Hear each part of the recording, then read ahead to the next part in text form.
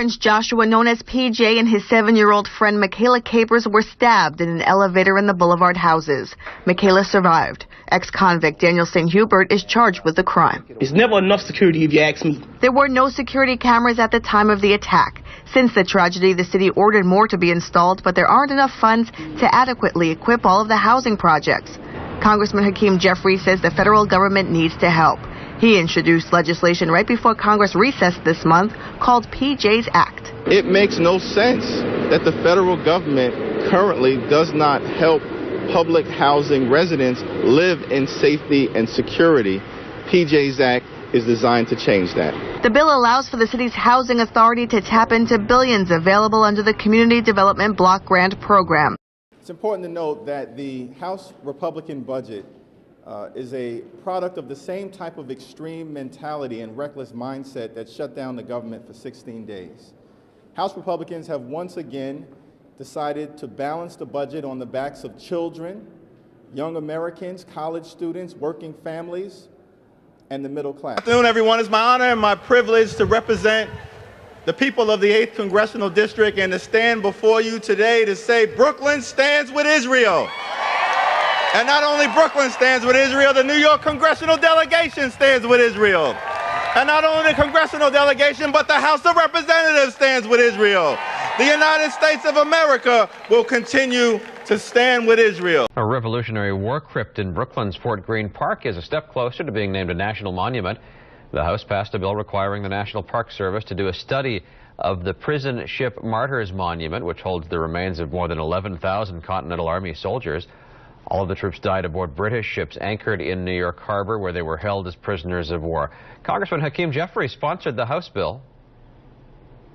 This is a substantial step toward making sure that these American Revolutionary War heroes will have their stories and their legacies told, preserved, and respected.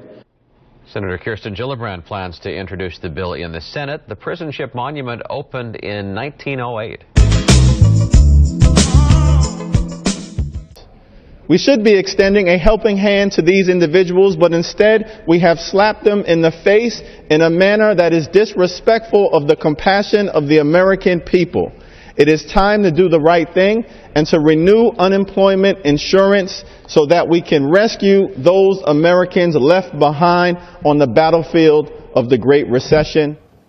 Now, there are some in this caucus, some in this institution, who want to lay blame for this crisis at the feet of the Obama administration. This is not a surprising development because these individuals are members of the BBO caucus, the Blame Barack Obama caucus. Whenever anything happens in this country or in this world, they want to blame the President of the United States. Mr. Speaker, this lawsuit is nothing more than a waste of time and a cover-up with respect to the House Republicans' failure to effectively govern. You have failed to create jobs. You have failed to increase the minimum wage. You have failed to deal with our broken immigration system. You have failed to extend unemployment insurance for the millions of Americans who have been left on the battlefield of the Great Recession. You have failed to deal with our crumbling transportation and infrastructure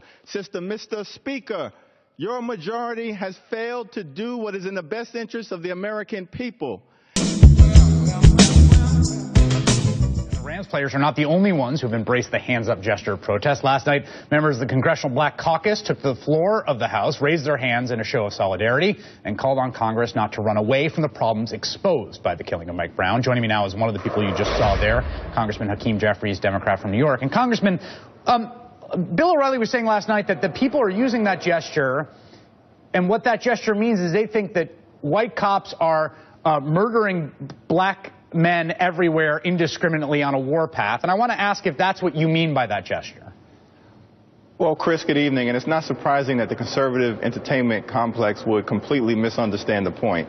Hands Up, Don't Shoot is a rallying cry that is being embraced by people all over the country who are fed up with police brutality, fed up with young, unarmed African Americans being killed by police officers all across the United States of America, fed up with the lack of accountability from the judicial system that often fails to properly prosecute and/or convict police officers who appear to have engaged in the use of excessive force, and just fed up with racial profiling in the context of the manner in which too many law enforcement officers interact with communities of color. This problem, I'm hopeful that the police commissioner will be willing to take a complete look, not just at retraining, that's a good step in the right direction, but it's his broken windows policing strategy, which aggressively targets nuisance violations, particularly in communities of color, that led to this encounter, and that's a big problem.